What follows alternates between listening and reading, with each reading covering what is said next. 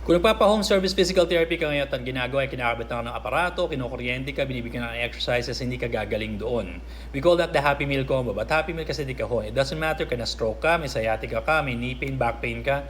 Yun at yun ang gagawin nila. Hindi siya tailor-made for you, one size fits all. Ibig sabihin hindi ka gagaling doon. Hindi siya corrective.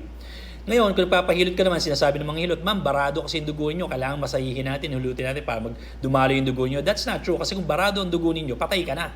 So sasabihin naman ng mga physical therapist o ibang doktor na barado ang ugat mo, there's no such thing. Hindi nagbabara ang ugat. Ang dumadaan sa ugat ay electrical signal, so hindi nagbabara ang ugat.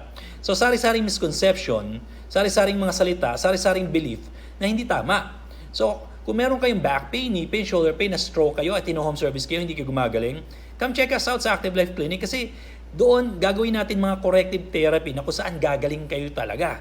You just need to come in so we can check you out. Come for a proper evaluation.